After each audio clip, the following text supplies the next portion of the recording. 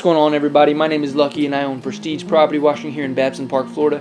We had a house wash to do today, so I figured I'd bring you guys along and show you the process. Without further ado, I'm going to go ahead and jump into it. So as you can see in the far left corner, right now what I'm doing is soaking the siding. You know, the sun's on there, it's probably really hot. Last thing you want to do is apply a chemical on any surface that's really hot. Bad reactions can happen, so I'm cooling it off with just plain water, and while I'm there I'm just soaking all the plants. The water helps act as a barrier while also giving the plants water, so it's less likely to drink up any chemicals. Now, thankfully, I haven't had any run-ins with killing plants or greenery, but one of the extra steps I take is have a gallon of Agent Halt on my truck. Now, what Agent Halt is a bleach neutralizer. So after you dilute it in a pump sprayer, you spray it on anything you don't want bleach on, or even if you accidentally get bleach onto something, you apply the neutralizer and it basically turns it into salt water, and it's also safe for plants.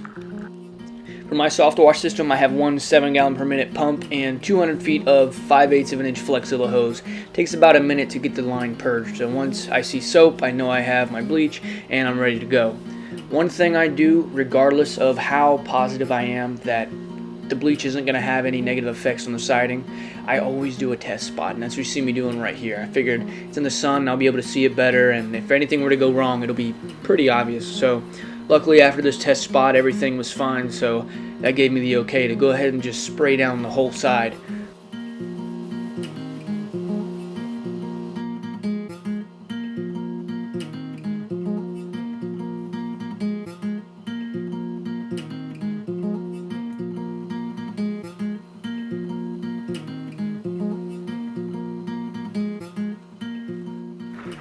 Now, the homeowner mentioned that this patio wasn't really an area of concern for her because she never uses this back doorstep anyway, but I figured the least I can do is go ahead and blow the leaves off because it didn't cost me anything. You know, it's almost effortless.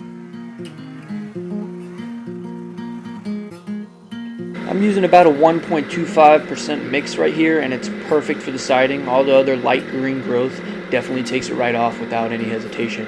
Now, in the lower part, you can see that growth is pretty heavy. Now, the mix definitely lightened it up and made it a lot easier to get off, but of course I don't like using pressure, so I went over it with a clean rag afterwards to get the rest of it off.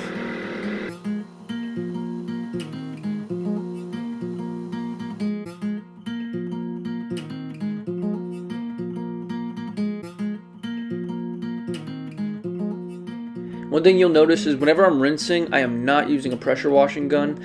I don't like using pressure washing gun on any sort of siding. It's just too much pressure when it's really not needed. The only time I ever use a pressure washing gun is if I'm trying to get dirt or organic growth on something like concrete, something I don't really have to worry about. And even then, I don't get too close because you can definitely etch the concrete with too much pressure and not enough cautiousness.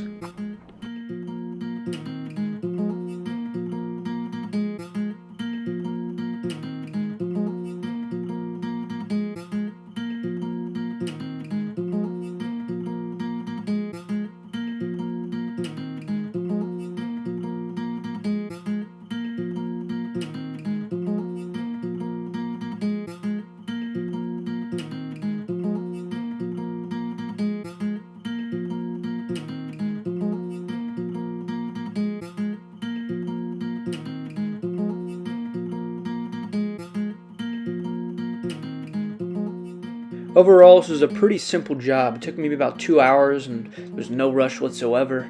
I even had to change out an O-ring because one of them failed on me, and it took about 5 minutes. And of course, got to stay hydrated. It's so hot out here. I think today it was 98 degrees and it was pretty bad, but I'm just thankful I had the shade that I did.